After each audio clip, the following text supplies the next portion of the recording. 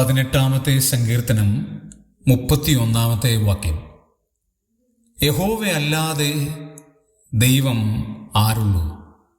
നമ്മുടെ ദൈവമൊഴികെ പാറ ആരുള്ളൂ? ഈ സങ്കീർത്തനം വളരെ പ്രസിദ്ധമാണ്. ഏറ്റവും വലിയ സങ്കീർത്തനങ്ങളിൽ ഒന്നാണ് 18-ാം സങ്കീർത്തനം. ദാവീദിനാൽ വിരചിതമായ ഈ സങ്കീർത്തനത്തിൽ വ്യത്യസ്തമായ ആശയങ്ങളാൽ സമ്പുഷ്ടമാണ്.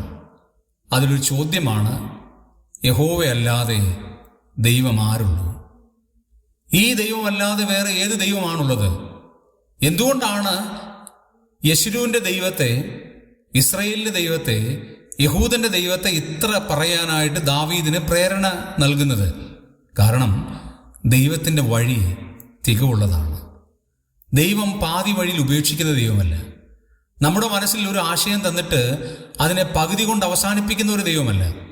നിന്റെ ഹൃദയത്തിൽ ദൈവത്തിൻ്റെ വഴി തുറന്നിട്ടുണ്ടെങ്കിൽ അതിൻ്റെ പൂർത്തീകരണവും തരുവാൻ ദൈവം ശക്തനാണ്. മാത്രവുമല്ല, ദൈവത്തിൻ്റെ വചനം ഊതിക്കഴിച്ചതാണ്. ദൈവത്തിൻ്റെ വചനം മാറ്റമില്ലാത്തതാണ്. അതുമാത്രവുമല്ല, യഹോവയിൽ ആശ്രയിക്കുന്നവർക്ക് ഒരു പരിചയമാണ്. ഒരിക്കലും തള്ളിക്കളയുന്ന ദൈവമല്ല. ഇങ്ങനെ ഒരു ദൈവം വേറെ ഉണ്ടോ? അതുകൊണ്ടാണ് ചോദിക്കുന്നത്, ഈ യഹോവയല്ലാതെ ദൈവം വേറെ ആരുള്ളൂ?